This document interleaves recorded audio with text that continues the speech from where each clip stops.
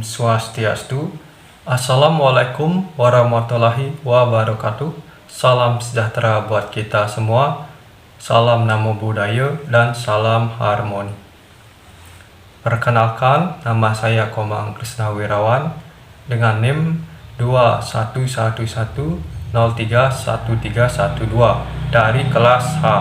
Sebelumnya, saya mengucapkan terima kasih kepada Bapak Wayan Eka Paramarta, SPD MPD selaku pengampu mata kuliah hipnokonseling dan NLP yang telah mengajar dan membimbing kami sebagai mahasiswa dalam satu semester ini.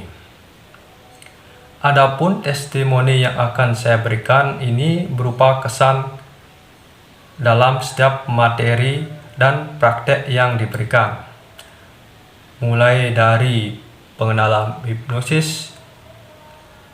Nah, dari sini saya mulai penasaran dari materi yang dijelaskan. Banyak sekali pertanyaan di kepala saya muncul. Apakah hipnosis itu ilmu gaib atau tidak? Terus amankah seseorang yang terhipnosis? Setelah mempelajarinya lebih dalam dan bimbingan dari Bapak dosen, jadi hipnosis ini ilmu pengetahuan yang ilmiah. Seorang ahli hipnosis tidak menggunakan kekuatan supranatural, gaib ataupun bantuan jin. Hanya menggunakan sugesti atau kata-kata yang disampaikan dengan teknik khusus. Saat di hipnosis, subjek tetap mendengar semua suara di sekitar, dan orang yang menggunakan keilmuan tersebut dinamai hipnotis. Selanjutnya, mengenai amankah seseorang yang terhipnosis? Tentu saja aman. Hipnosis tidak dapat digunakan untuk mengendalikan pikiran seseorang atau memaksa mereka melakukan sesuatu yang mereka tidak ingin lakukan, dan memberikan manfaat untuk membantu mengatasi masalah seperti kecemasan, nyeri, dan kebiasaan-kebiasaan buruk. Kemudian dari praktek yang diberikan ini mengunggah rasa penasaran saya untuk mencoba dan membuktikannya, seperti ilmu-ilmu yang diajarkan mulai dari tahap pra-induksi, yaitu melakukan kontrak dan uji sugestibilitas, merupakan tahap awal dalam hipnosis untuk menciptakan kedekatan dan kepercayaan antara sang hipnotis dan klien, di mana individu dibimbing menuju keadaan relaksasi dan fokus, menggunakan bahasa yang menenangkan, gambaran atau teknik lain seperti jari lengket untuk mendorong relaksasi dan konsentrasi. Kemudian tahap kedua adalah induksi. Induksi merupakan teknik untuk membawa klien ke kondisi hipnosis atau ke alam bawah sadar, seperti dalam hipnosis panggung yang dipraktekkan di TV-TV yang membuat orang-orang kagum. Ini membuat ketertarikan tersendiri untuk membuktikannya. Teknik ini dikenal sebagai induksi hipnosis.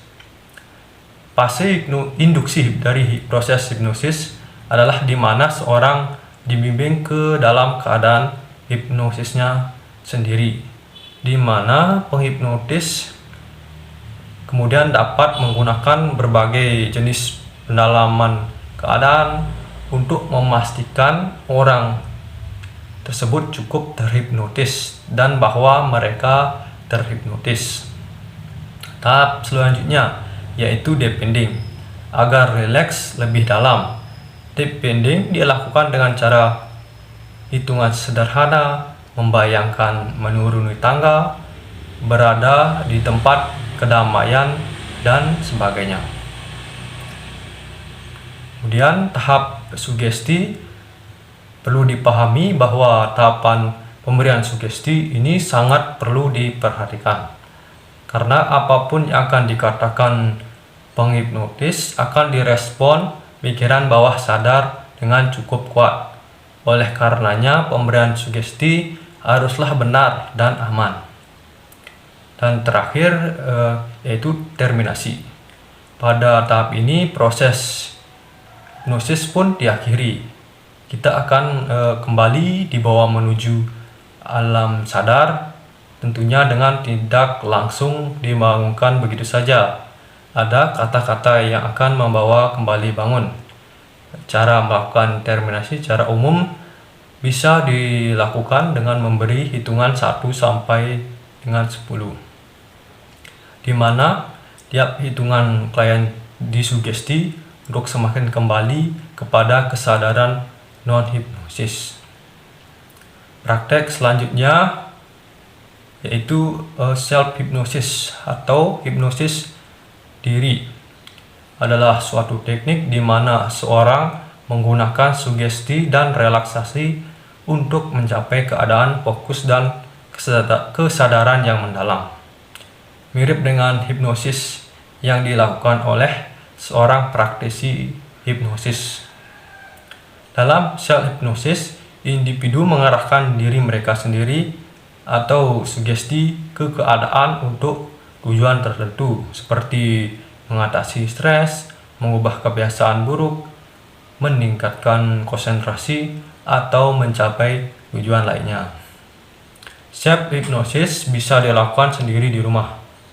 Self-hypnosis dapat memberikan berbagai manfaat bagi individu yang secara teratur melibatkan diri dalam praktek ini. Materi terakhir yang diajarkan yaitu NLP atau Neuro Linguistic Programming.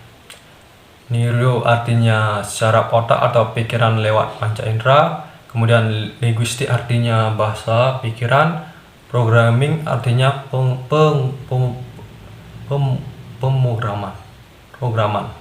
pemrograman ulang pikiran. Jadi NLP adalah suatu cara untuk menyaring berbagai pengalaman atau hal-hal yang kita hadapi dalam kehidupan sehari-hari melalui 5 indera. Peran NLP membantu manusia berkomunikasi dengan diri mereka sendiri, mengurangi ketakutan tanpa alasan, mengontrol emosi negatif dan kekhawatiran, juga bisa untuk mengatasi trauma. Kemudian pesan yang saya sampaikan selama menempuh mata kuliah ini dalam 1 semester yaitu semoga Bapak Wayan Eka Paramarta tetap kreatif dalam merancang dan menyampaikan materi yang mengunggah rasa ingin belajar ilmu hipnosis dan NLP, baik dari materi yang diajarkan dan prakteknya. Jujur dalam diri saya sangat tertarik dalam ilmu ini, misalnya saja bagaimana ilmu hipnosis bekerja dan rasa ingin mencoba dalam prakteknya. Saya berharap juga mata kuliah ini tetap bisa dijalankan. Selain mendapat ilmunya, kita sebagai mahasiswa dibantu juga untuk bagaimana merelaksasikan dan mengontrol diri dari stres yang kita hadapi. Misalnya saja pada saat tugas menumpuk, gugup saat presentasi, dan menghadapi tantangan dalam hidup.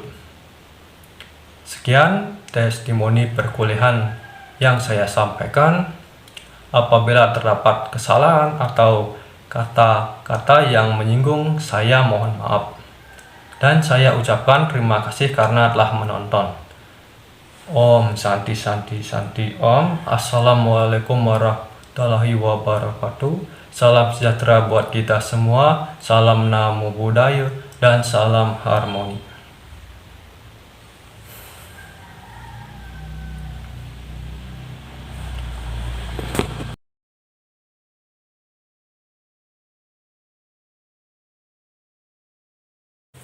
Sekarang lihat tangan saya. Enggak, udah. Fokus, tarik nafas, lihat tangan saya ke atas, ke bawah, ke atas, ke bawah, ngantuk, semakin ngantuk dan tidur. Tidur yang nyaman, semakin nyaman.